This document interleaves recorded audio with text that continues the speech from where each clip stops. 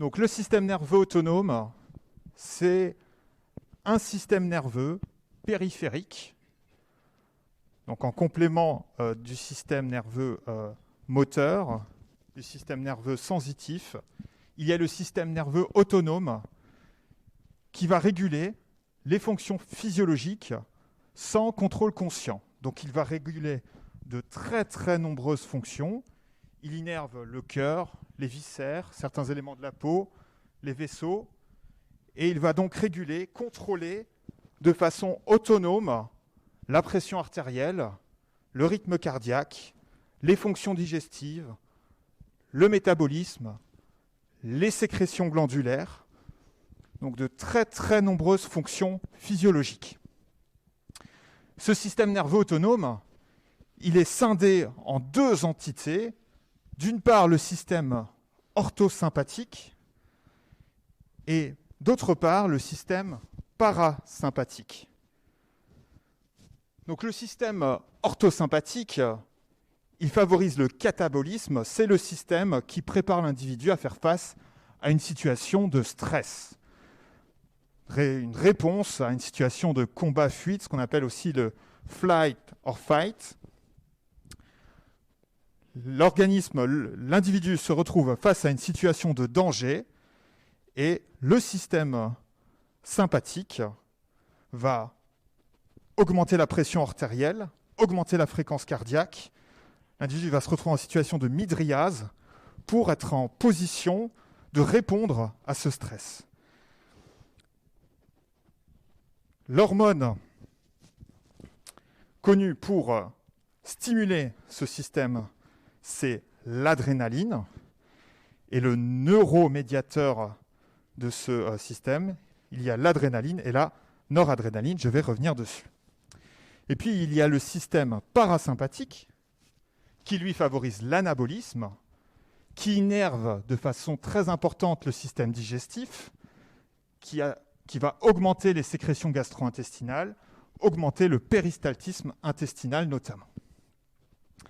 Alors, sur le plan anatomique, le système sympathique, il est constitué de fibres préganglionnaires qui vont émerger du système nerveux central au niveau médulaire, à partir de la première vertèbre thoracique T1 jusqu'à la deuxième vertèbre lombaire. C'est ce que vous voyez ici. Et ces fibres préganglionnaires vont former une synapse dans des ganglions prévertébraux ou paravertébraux. Et cette synapse va permettre la transmission du signal à des fibres dites postganglionnaires. Le système parasympathique, quant à lui, les fibres préganglionnaires, elles quittent le système nerveux central au niveau du tronc cérébral, notamment au niveau du pont et du bulbe rachidien, et au niveau de la portion sacrée de la moelle épinière. C'est ce que vous voyez là. Et donc, pour le système parasympathique, les fibres préganglionnaires, elles vont faire synapse avec des neurones postganglionnaires. Et les ganglions dans lesquels sont situés ces synapses, ils sont situés à proximité, voire à l'intérieur de l'organe cible. Donc, pour ce qui est du système sympathique, vous allez avoir des neurones préganglionnaires particulièrement courts avec des neurones postganglionnaires longs, tandis que pour le système parasympathique, les neurones préganglionnaires sont particulièrement longs et les neurones postganglionnaires sont courts. Deux cas de figure, donc, si je répète, sympathique, neurones préganglionnaires courts, postganglionnaires longs, parasympathique, neurones préganglionnaires longs et postganglionnaires courts.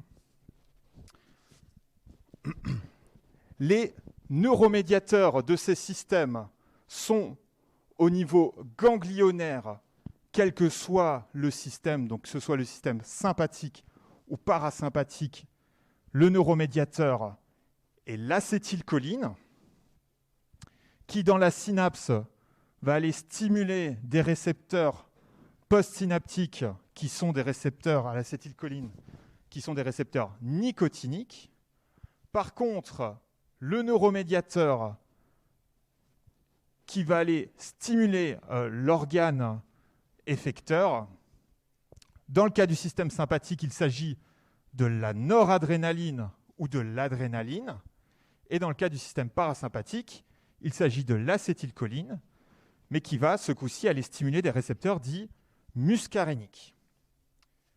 Alors, si on s'intéresse tout d'abord à ce qui se passe au niveau ganglionnaire. Donc, cette acétylcholine, elle est transférée dans les neurones préganglionnaires sous forme de choline. Choline qui dérive de la glycine, qui peut être d'apport exogène ou issue d'une synthèse.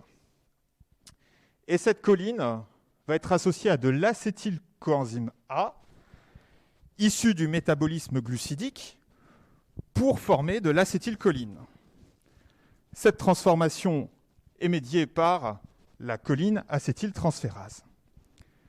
Une fois dans la fente synaptique, l'acétylcholine, elle peut être dégradée par une enzyme, l'acétylcholinestérase.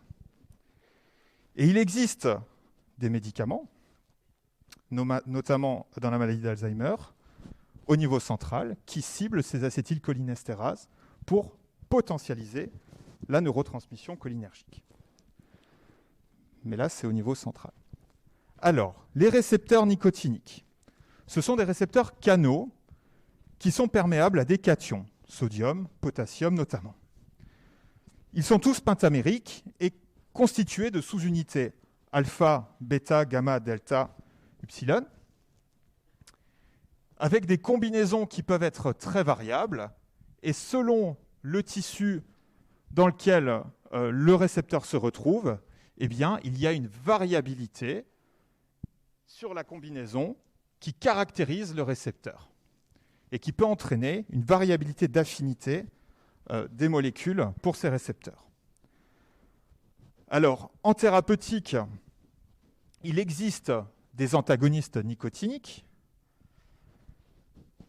mais qui ne sont pas utilisés dans le cadre du système nerveux autonome, qui ne ciblent pas particulièrement le système nerveux autonome. Les molécules qui cibleraient le système nerveux autonome et les récepteurs nicotiniques du système nerveux autonome, ce seraient des molécules dites ganglioplégiques. Elles n'ont pas vraiment d'intérêt thérapeutique à l'heure actuelle. Par contre, il existe d'autres molécules qui vont aller cibler les récepteurs nicotiniques, qui se retrouvent sur la plaque motrice, et ce sont les curares non dépolarisants. Alors, plaque motrice, on n'est plus sur le système nerveux autonome, on est bien d'accord. On est sur du moteur. Par contre, à forte concentration, ces molécules peuvent perdre leur sélectivité pour ces récepteurs et avoir un effet ganglioplégique et provoquer des phénomènes tels que baisse de pression artérielle, tachycardie. Nous allons maintenant nous intéresser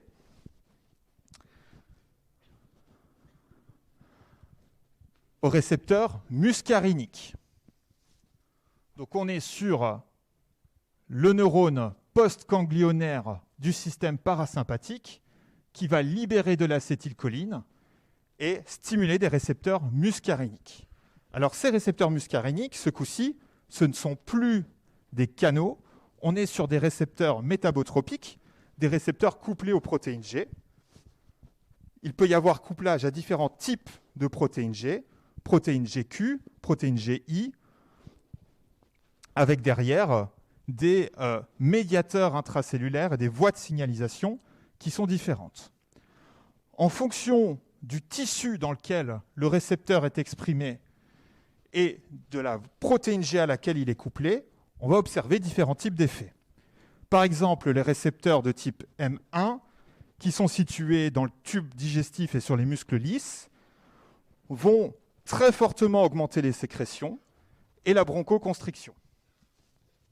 Les récepteurs M2, cardiaques, musculaires, vont avoir des effets de diminution de la fréquence et de la conduction cardiaque et augmenter la contraction des muscles lisses.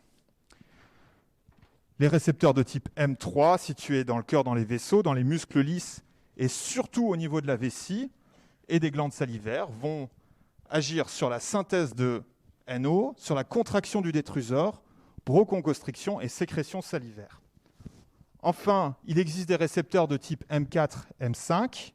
Je ne les détaille pas aujourd'hui. Pourquoi ? Parce qu'en fait, ils sont situés dans le système nerveux central et on ne les retrouve pas en périphérie, stimulés par l'acétylcholine, libérés par le système parasympathique et notamment par les neurones postganglionnaires.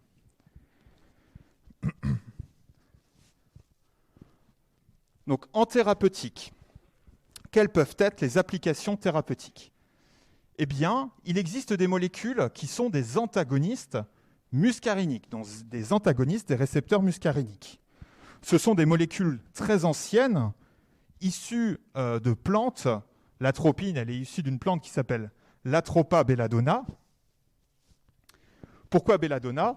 Belladonna, c'est la belle femme, parce qu'en fait, à une époque, les femmes utilisaient les extraits de cette plante pour provoquer des mydriases et donc agrandir quelque part leur regard. Et effectivement, à faible dose, cette atropine, elle provoque mydriase, mais par voie systémique, elle provoque également tachycardie, inhibition de la sécrétion salivaire et sudorale et rétention urinaire. Donc l'effet opposé de la stimulation des récepteurs muscariniques. Les récepteurs muscariniques diminuent la fréquence cardiaque, augmentent les sécrétions salivaires également, et provoquent bronchoconstriction. Donc quand on bloque les récepteurs muscariniques, lorsqu'on administre des antagonistes, on a les effets inverses, mydriase, tachycardie, inhibition des sécrétions salivaires, sudorales et rétention urinaire. Très important, quand on a un phénomène de type atropinique, rétention d'urine, c'est une conséquence clinique qu'il ne faut absolument pas oublier. À plus forte dose, ces molécules, elles vont aller bloquer, aller exercer leur effet antagoniste sur les récepteurs muscariniques centraux et provoquer des phénomènes de type hallucination et coma. Donc là, ce n'est plus un effet sur le système nerveux autonome, c'est un effet sur les récepteurs muscariniques qui sont dans le système nerveux central. Mais il est important de les avoir en tête également. Donc en pratique, ces molécules-là, elles servent encore. Elles servent en tant que collyres, des collyres dits mydriatiques qui provoquent une mydriase en préopératoire et lorsqu'on veut faire par exemple des examens de fond d'œil. Du fait de leurs effets cardiaques, elles peuvent servir dans les blocs auriculo-ventriculaires ou atrioventriculaires, dans l'infarctus, prévention, traitement des blocs auriculo-ventriculaires et des bradycardies sinusales, traitement symptomatique des manifestations douloureuses aiguës liées aux troubles fonctionnels du tube digestif et des voies biliaires, et donc traitement symptomatique des manifestations spasmodiques et douloureuses des voies urinaires. Et j'en ai sauté un qui est particulièrement important et qui est beaucoup utilisé, c'est en pré-anesthésie. En pré-anesthésie, on peut avoir des manifestations dites de type vagal, avec des bradycardies, des phénomènes de sécrétion, d'excès de sécrétion. Et bien, dans ce cas-là, l'atropine est un traitement approprié du fait de ses propriétés d'augmentation de la fréquence cardiaque, tachycardisante, et de diminution des sécrétions. Il existe d'autres molécules qui ont des effets similaires à l'atropine. La scopolamine, qu'on retrouve dans les dispositifs transdermiques, les patchs de scopoderme, indiqués dans le mal des transports et dans les râles agoniques, dans lesquels en fait on retrouve cet effet lié à un excès de sécrétion bronchique dans le tractus respiratoire. Et donc pour aider les patients, on administre une molécule qui a un effet antagoniste muscarinique, qui va diminuer les sécrétions et donc qui va limiter ces râles. Il existe d'autres molécules type le scoburène, spasmolytique du tube digestif des voies biliaires, urinaires et du col utérin. Enfin, l'ipratropium, c'est une molécule assez intéressante parce qu'elle est dérivée de l'atropine, mais par contre, contrairement à l'atropine, elle ne franchit pas la barrière hémato-encéphalique. Et donc l'ipratropium est une molécule très utilisée en complément des molécules bêta-2 mimétiques, que vous ne connaissez pas encore mais qu'on va aborder par la suite. Traitement donc, de courte durée dans le traitement symptomatique de la crise d'asthme et de la BPCO. Eh bien oui, vous voyez que la stimulation des récepteurs muscariniques de type 1 sur les muscles lisses bronchiques sont à l'origine de bronchoconstriction. Et donc, en allant administrer un médicament antagoniste de ces récepteurs, eh bien, on va s'opposer au phénomène de bronchoconstriction et donc on va favoriser la bronchodilatation. Donc, indication chez le patient asthmatique et chez le patient BPCO. Donc, la BPCO, c'est bronchopneumopathie chronique obstructive. Il existe d'autres molécules antagonistes muscariniques, des midriatiques, tropicamide, cyclopentolate, des médicaments indiqués dans l'incontinence urinaire par hypertonie vésicale. Donc, vous voyez, on est toujours sur cette notion d'hypertonie. Oxybutinine, trospium, donc c'est des molécules qui sont largement utilisées à l'heure actuelle. Et puis, dans la prise en charge de la maladie de Parkinson, en fait, il peut y avoir des phénomènes, des effets indésirables, qui sont soulagés par des molécules aux propriétés anticholinergiques. C'est notamment la tropatépine et la trihexyphénidyle. De la même façon, il y a des neuroleptiques qui sont des psychotropes qui induisent en fait des effets indésirables qui sont similaires à ce qu'on rencontre dans la maladie de Parkinson. Donc c'est ce qu'on appelle des syndromes parkinsoniens induits par les neuroleptiques. Et donc de la même façon, à ce moment-là, ces anticholinergiques peuvent être indiqués. Donc beaucoup d'indications encore à l'heure actuelle pour ces antagonistes des récepteurs muscariniques. Par contre, en cas d'excès de blocage de ces récepteurs muscariniques, on rencontre ce qu'on appelle un syndrome anticholinergique ou un syndrome atropinique, qui est dû à une substance qui a un mécanisme atropine-like, et donc qui est lié au blocage de la stimulation exercée par les fibres postganglionnaires du système parasympathique. Donc, c'est des effets qui seront opposés à ceux qu'on rencontre avec l'acétylcholine, tachycardie, action antispasmodique au niveau des fibres musculaires lisses, diminution des sécrétions gastriques, salivaires, lacrymales, sudorales, mais qui, en cas d'excès, en cas d'intoxication, peuvent avoir des conséquences dramatiques. On rencontrera bouche sèche, constipation, midriase, troubles de l'accommodation, élévation de la pression intraoculaire, diminution de la sécrétion lacrymale, tachycardie sinusale. Jusque-là, ça va relativement bien. Rétention urinaire et, à forte dose, excitation, confusion mentale, hallucination, hyperthermie, coma et dépression respiratoire en raison de son effet bronchodilatateur. Donc le syndrome anticholinergique, c'est vraiment quelque chose que vous devez connaître. D'accord ? Et ça doit vous guider dans votre pratique future, parce que vous allez voir qu'il y a de nombreuses molécules qui peuvent avoir des propriétés anticholinergiques. Et quand vous avez des patients qui ont une longue liste de médicaments et qui viennent avec des phénomènes de rétention urinaire et que vous êtes obligé de sonder, eh bien à un moment, il faut peut-être aller vérifier la liste des traitements et s'assurer qu'il n'y ait pas de médicaments qui aient des effets anticholinergiques, par exemple. Donc il faut toujours avoir cette vision transversale de vos traitements, l'effet principal, la cible principale de votre médicament, et en cas de perte de sélectivité, notamment lorsqu'on a des fortes doses, eh bien, la stimulation d'autres récepteurs, ou la stimulation des récepteurs ou leur inhibition, leur antagonisme, dans d'autres tissus qui vont être à l'origine d'effets indésirables. Et le syndrome anticholinergique, j'insiste bien, c'est particulièrement important. Ok, nous allons maintenant aborder le système sympathique. Donc on est sur l'autre versant.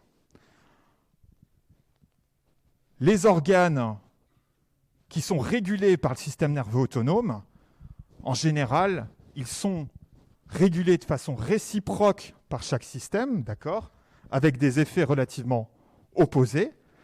Je prends l'exemple au niveau cardiaque. La stimulation du système nerveux sympathique au niveau cardiaque va avoir des effets plutôt de tachycardie. À l'inverse, la stimulation du système nerveux parasympathique va avoir des effets de bradycardie. Au niveau oculaire, système sympathique, mydriase, système parasympathique, plutôt myosis. Il y a néanmoins des organes qui sont davantage régulés par l'un des deux systèmes, donc cette règle-là n'est pas absolue. Alors, je reviens à mon système sympathique. Deux types d'organisation. Le neurone préganglionnaire qui va faire synapse avec le neurone postganglionnaire dans les ganglions. J'ai dit qu'ils étaient proches de la moelle. C'est des ganglions qui sont prévertébraux ou paravertébraux. Et donc avec un long neurone postganglionnaire qui, lui, va libérer de la noradrénaline. Il y a une autre organisation possible. L'adrénaline et la noradrénaline sont également synthétisées dans les glandes surrénales. Et donc, il y a des neurones préganglionnaires qui peuvent aller stimuler la libération par les glandes surrénales d'adrénaline ou de noradrénaline, qui à ce moment-là ont un rôle plutôt d'hormone, d'accord ? On n'est plus sur un neuromédiateur qui se retrouve dans une synapse. Ils sont libérés dans la circulation et ils vont également aller stimuler des récepteurs dits adrénergiques.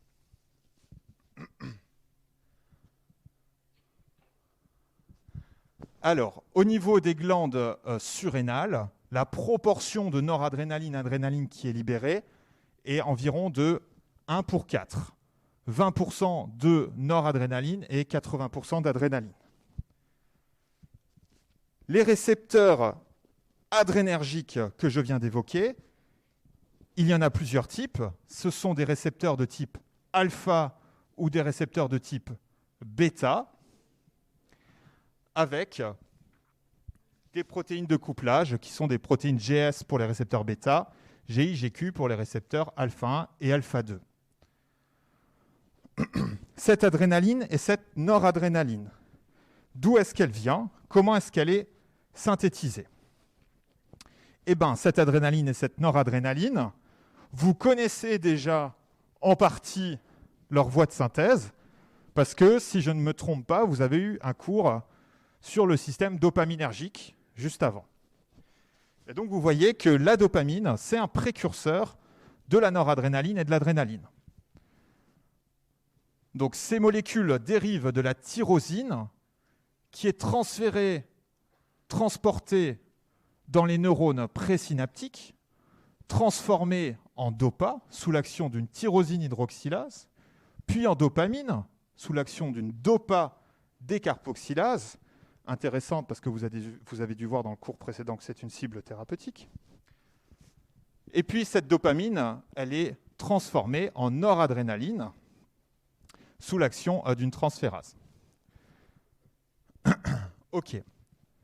La dopamine et la noradrénaline sont transportées dans des vésicules de stockage qui, sous l'action d'un potentiel d'action, vont fusionner avec la membrane cytoplasmique, libérant ainsi le neuromédiateur dans la fente synaptique, et le neuromédiateur va aller stimuler les récepteurs de type adrénergique sur le neurone postsynaptique. Donc ces récepteurs adrénergiques, ce sont des récepteurs couplés aux protéines G, on vient de le voir, des récepteurs métabotropes. Qu'est-ce qu'il est intéressant de voir également? C'est que ces neuromédiateurs, ils peuvent regagner le neurone présynaptique pour être restockés via des transporteurs, les transporteurs de la noradrénaline. Ils peuvent également aller stimuler des récepteurs adrénergiques présynaptiques et donc ainsi effectuer un rétrocontrôle sur leur libération. Encore une fois, pour comprendre les effets du système sympathique, il faut associer deux informations. Quel type de récepteur, dans quel type de tissu? Au niveau cardiaque, récepteurs bêta 1 qui, lorsqu'ils sont stimulés, vont provoquer des effets inotropes positifs, chronotropes positifs et bathmotropes positifs. Au niveau bronchique, il y a des récepteurs de type bêta 2 qui, lorsqu'ils sont stimulés, vont provoquer une bronchodilatation. Au niveau pancréatique, on rencontre des récepteurs bêta 2 également, qui ont plutôt un effet hypoglycémiant, mais léger. Par contre, au niveau hépatique, ces récepteurs bêta 2 sont impliqués dans des phénomènes de glycogénolyse et donc sont hyperglycémiants. Donc stimulation des récepteurs bêta 2 plutôt hyperglycémiants. Au niveau rénal, il y a des récepteurs de type bêta 1 qui vont induire la libération de rénine. La rénine, on va le voir dans la suite du cours lorsqu'on va aborder le système rénine, angiotensine, aldostérone. Donc vous voyez que tout est finement lié. Au niveau utérin, il y a surtout les récepteurs bêta 2 qui sont impliqués dans des phénomènes de relaxation utérine, récepteurs alpha 1 plutôt contraction. Et au niveau vésical, dans la vessie, il y a les récepteurs alpha 1 qui sont impliqués dans la contraction du sphincter et les récepteurs bêta 2 dans la relaxation du détrusor. Et vous voyez, ça également, c'est des informations qu'il faut retenir parce que quand vous avez, on va l'aborder par la suite, un patient qui est traité par alpha-bloquant dans le cadre des symptômes liés à son hypertrophie bénigne de la prostate, eh bien, effectivement, c'est pour cibler les récepteurs alpha 1 situés dans la vessie, mais des récepteurs alpha 1, par exemple, il y en a aussi situés sur les artères, et donc, quand on va aller les bloquer, on va avoir un effet sur la régulation de la pression artérielle. Donc, si on résume un petit peu les effets dans lesquels sont impliqués ces différents récepteurs.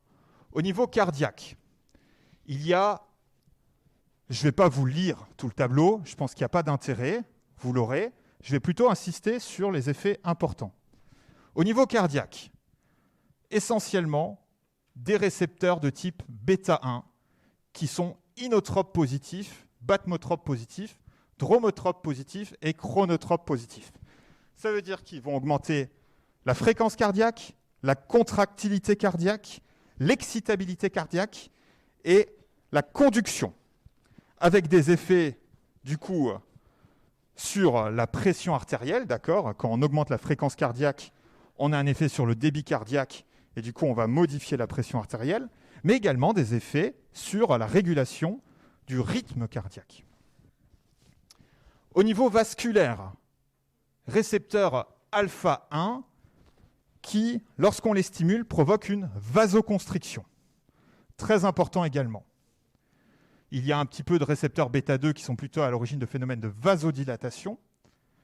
Et au niveau bronchique, récepteurs bêta 2 qui, lorsqu'on les stimule, provoquent bronchodilatation.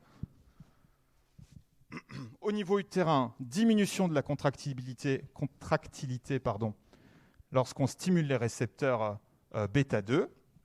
Et puis, si on s'intéresse à d'autres phénomènes qui sont plus difficilement classables, il y a ces phénomènes d'augmentation de la glycogénolyse hépatique, d'accord, avec ces effets hyperglycémiants liés à une augmentation légère de l'insuline, qui est l'effet que j'ai évoqué au niveau du pancréas. OK.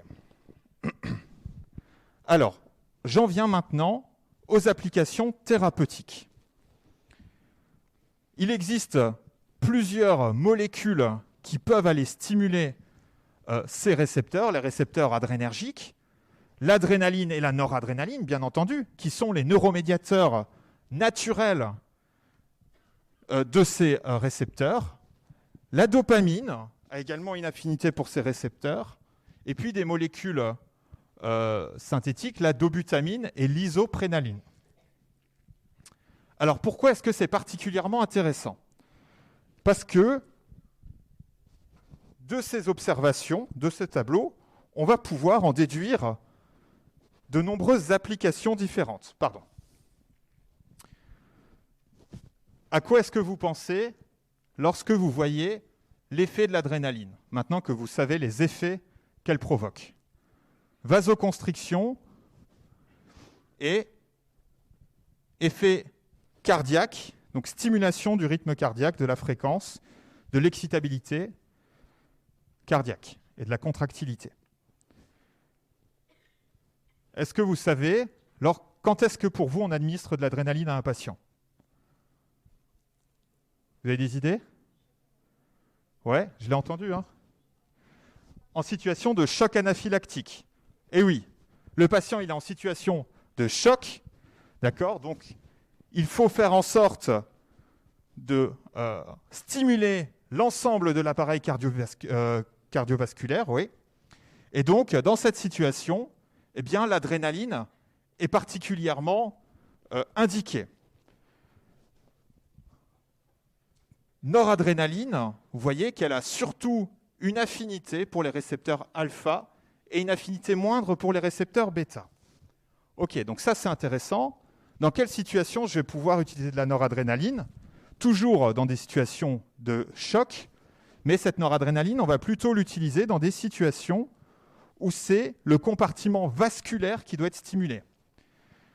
On a des situations dans lesquelles eh bien, on se retrouve en collapsus vasculaire et vous avez déjà une tachycardie qui est dite réactionnelle, et donc à ce moment-là, je n'ai pas besoin, en plus, d'aller stimuler mon cœur.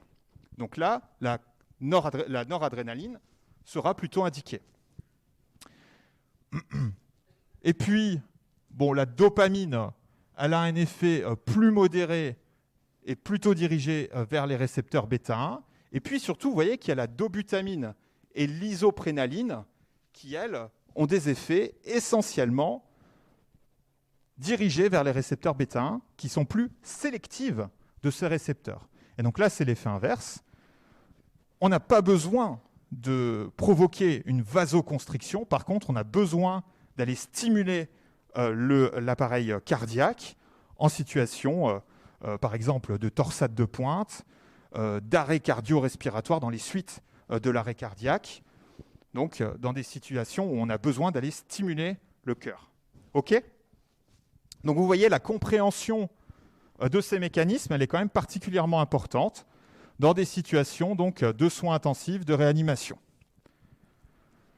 Quelles sont les autres applications des agonistes? Eh bien, stimulation des récepteurs bêta-2 dans l'asthme et dans la BPCO, qui va provoquer la bronchodilatation. Enfin, on peut aller bloquer les récepteurs alpha qui sont situés sur les vaisseaux, indication plutôt dans l'hypertension, avec des risques du coup d'hypotension orthostatique. Donc, attention lorsque le patient se lève.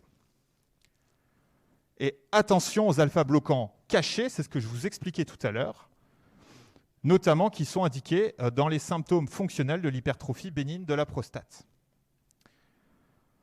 Enfin, les bêta-bloquants, qui sont une famille très hétérogène, parce qu'il y a des médicaments bêta-bloquants qui sont cardiosélectifs, il y en a qui auront une activité sympathomimétique dite intrinsèque, il y en a qui seront plus ou moins liposolubles, ce qui va changer leurs caractéristiques pharmacocinétiques. Et donc, ces médicaments seront indiqués dans l'hypertension artérielle, dans l'angor, et puis il y a des bêta-bloquants qui sont distribués dans le système nerveux central et qui vont aller pouvoir être indiqués, par exemple, dans la prise en charge de la migraine. Alors, leur effet antihypertenseur, il est lié au blocage des récepteurs bêta. Il est lié à l'inhibition de la libération de rénine par les cellules juxtaglomérulaires et au niveau des récepteurs bêta-2, lorsqu'ils ont une affinité pour les récepteurs bêta-2, au niveau de l'inhibition du rétrocontrôle positif exercé par ces récepteurs. Il y a des molécules qui sont sympathomimétiques indirectes. Comment? Eh bien, en diminuant, en inhibant la dégradation dans le neurone présynaptique par la monoamine oxydase. Donc, des monoamines oxydases, il y en a plusieurs, A, B. C'est surtout la A qui est impliquée dans la dégradation des amines de type adrénaline, noradrénaline, et qui est indiquée dans la dépression réfractaire, pharmacorésistante.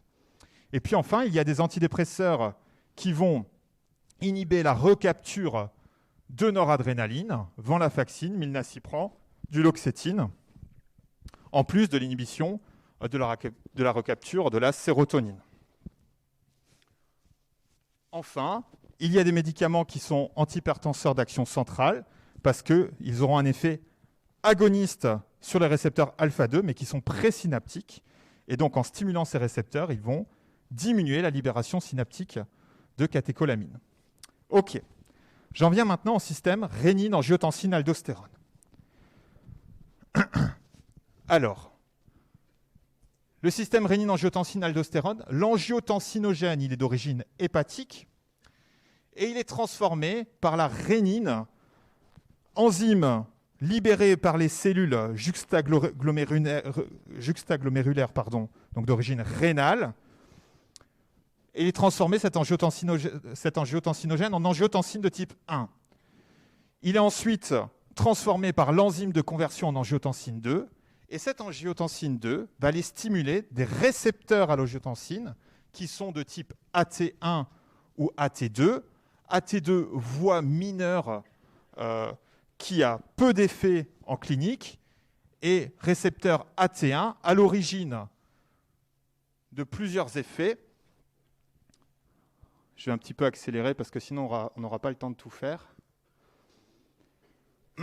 Donc, récepteur AT1 qui va provoquer une vasoconstriction, notamment par le biais de la stimulation donc, de ce récepteur qui est couplé à une protéine G alpha Q et qui va provoquer donc une vasoconstriction des muscles lisses. La stimulation de ce récepteur va provoquer également l'augmentation de la libération d'aldostérone, qui est une hormone qui provoque une rétention hydrosodée. Et la stimulation du récepteur AT1 a aussi, de façon un petit peu plus indirecte, un effet d'activation du système sympathique et de potentialisation de la neurotransmission adrénergique. Donc vous l'aurez bien compris, ce système, lorsqu'il est stimulé, il est particulièrement hypertenseur. Il va augmenter la pression artérielle, il va augmenter la volémie et augmenter la perfusion juxtaglomérulaire. Il peut avoir d'autres effets, plus liés à l'hypertrophie et la prolifération cellulaire des cellules vasculaires avec athérogénèse, hypertrophie ventriculaire gauche, ce qui fait que lorsqu'on va l'inhiber, on aura un effet bénéfique sur le remodelage cardiaque délétère, et il peut favoriser la sclérose au niveau des glomérules rénaux. Donc il existe deux grandes classes thérapeutiques qui vont inhiber ce système. Les inhibiteurs de l'enzyme de conversion, qui finissent par pril ou par prilate. Alors ces inhibiteurs de l'enzyme de conversion, ils vont inhiber la transformation de l'angiotensine 1 en angiotensine 2. Donc plus d'angiotensine 2 pour aller stimuler les récepteurs AT1. Attention, des fois on a tendance un petit peu à confondre.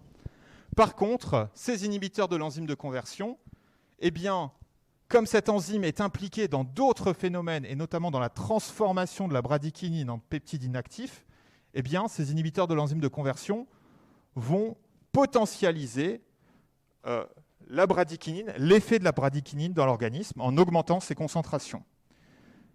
La bradykinine, c'est une hormone qui favorise les phénomènes de fuite capillaire et de vasodilatation, ce qui peut être, chez certains patients, à l'origine d'un effet indésirable grave, c'est l'angiodème médié par la bradykinine, avec une fuite donc à partir des vaisseaux capillaires, des phénomènes de vasodilatation, des gonflements de la langue, du larynx, qui peuvent gêner la respiration du patient.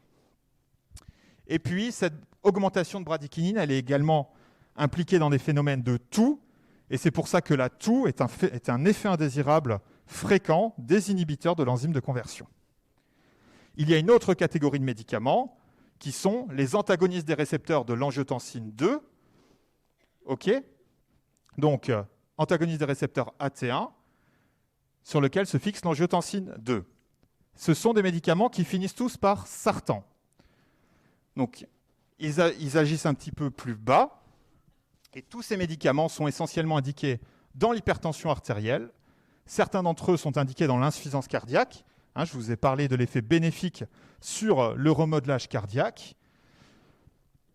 Et certains d'entre eux peuvent également être indiqués dans des post-infarctus du myocarde et dans les néphropathies diabétiques avec hypertension artérielle. Mais c'est des cas un petit peu plus particuliers. OK. Il me reste 10 minutes pour faire le système histaminergique et les écosanoïdes. Parfait.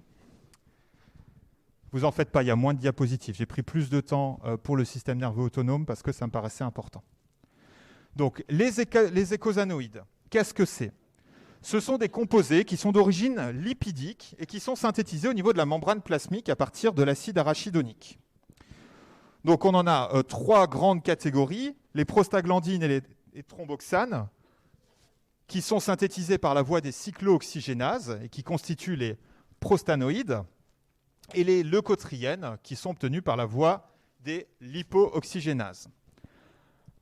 Alors, cet acide arachidonique, c'est un acide gras qui est incorporé dans les phospholipides membranaires et qui va être détaché de ces phospholipides. Et une des enzymes qui est responsable de la libération des acides arachidoniques, notamment, c'est celui qui nous intéresse le plus aujourd'hui, c'est la phospholipase A2.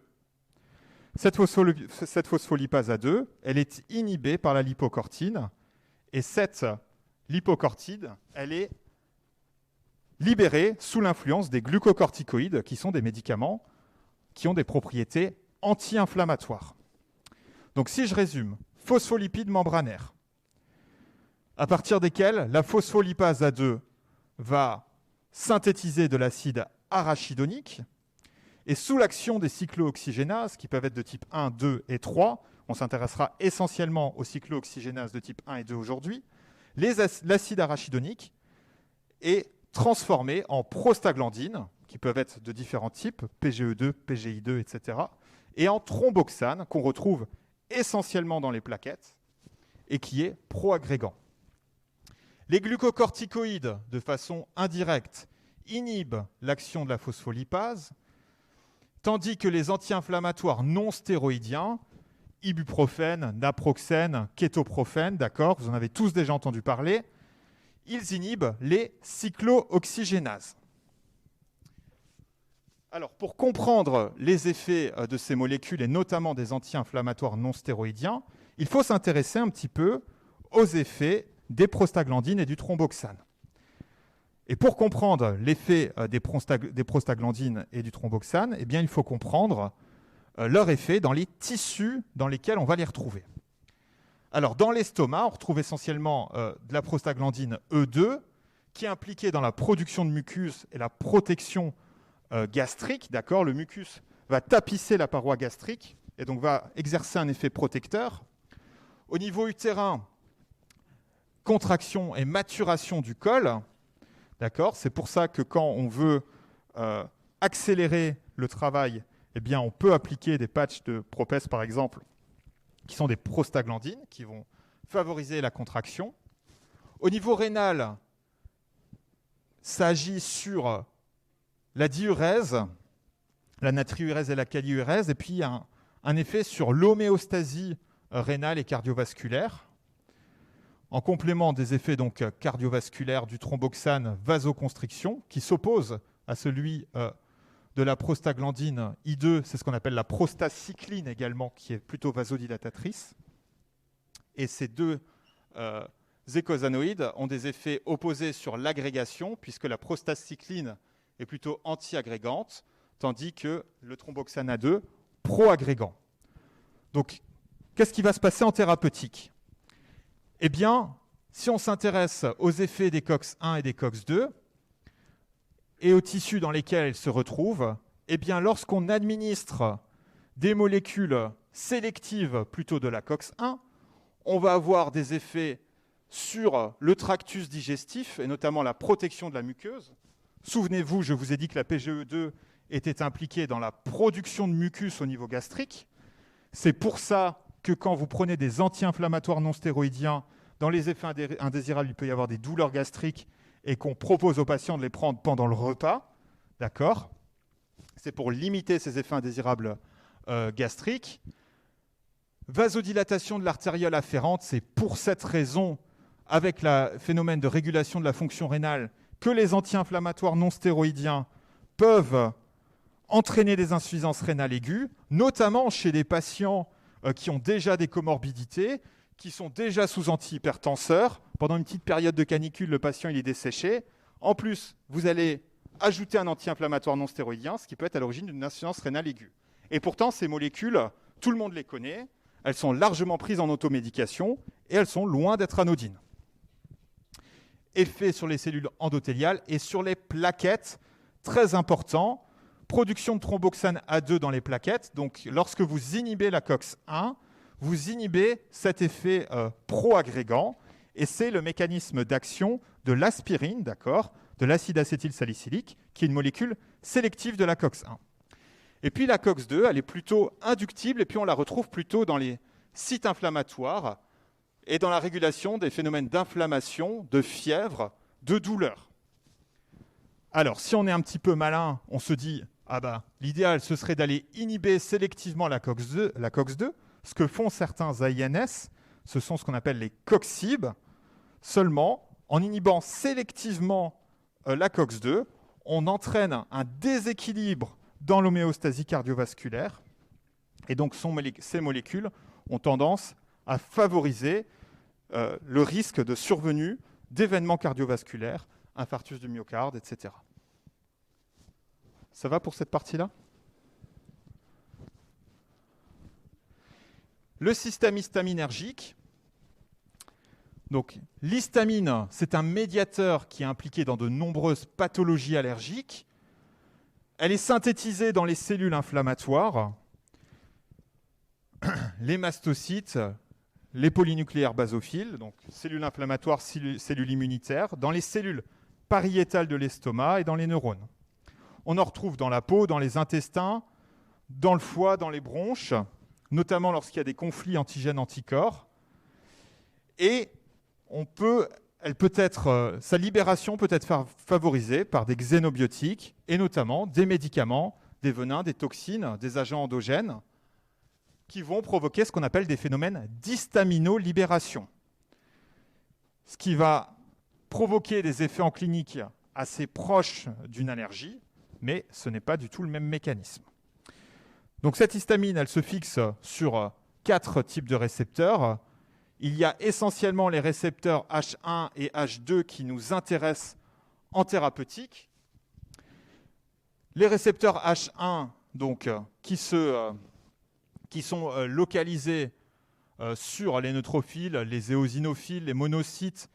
Donc, on comprend bien qu'en allant les bloquer, on va inhiber le phénomène inflammatoire qui est surtout rencontré, éosinophiles, là c'est très important dans les manifestations de type allergique, mais ces récepteurs H1, comme ils sont situés au niveau central et qu'ils sont impliqués dans les phénomènes de régulation veille-sommeil, lorsque votre molécule parvient à être distribuée dans le système nerveux central, vous allez provoquer un effet sédatif. Vous avez ici là les principaux effets. Donc au niveau cardiaque, augmentation du rythme et de la contraction, pardon. Au niveau vasculaire, phénomène de vasodilatation et d'augmentation de la perméabilité, particulièrement important. Vous voyez, je l'ai précisé, augmente la perméabilité capillaire, activation des cellules inflammatoires et stimulation des sécrétions gastriques. Donc en thérapeutique, 2 applications principales. La première, c'est à visée anti-allergique. Alors, dans les antihistaminiques qui vont cibler les récepteurs principalement impliqués dans les phénomènes d'allergie, ce sont des molécules qui vont préférentiellement avoir un effet antagoniste sur les récepteurs de type H1. Seulement voilà, il y en a des vieilles, des molécules qui sont anciennes, dites de première génération, qui sont très peu spécifiques de ce récepteur et qui sont très bien distribuées dans le système nerveux central. Dans le système nerveux central, elles vont avoir un effet antagoniste sur les récepteurs H1, donc sédatif, anxiolytique, et en plus, en général, elles ont des propriétés anticholinergiques, ces molécules. En périphérie également. Mais comme vous connaissez par cœur maintenant le syndrome anticholinergique, vous pouvez en déduire le risque d'effet indésirable avec ces molécules sans que je vous le détaille. Les antihistaminiques de seconde génération n'ont pas cet effet anticholinergique et sont pour la plupart d'entre eux pas ou peu distribués dans le système nerveux central. Ils ne franchissent pas la barrière hémato-encéphalique et donc ils n'ont pas d'effets centraux ou peu de type anxiolytique sédatif. Donc première indication, phénomène anti-allergique, et seconde indication, seconde application en thérapeutique des antihistaminiques. Cette fois-ci, ce sont des molécules qui vont cibler le récepteur de type H2 qui se trouve sur les cellules pariétales dans l'estomac. Et ces cellules pariétales sont impliquées dans la libération de protons dans l'estomac. Donc diminution du pH gastrique, acidité. Et donc en allant bloquer ce récepteur, on va diminuer la libération d'acide chlorhydrique dans l'estomac.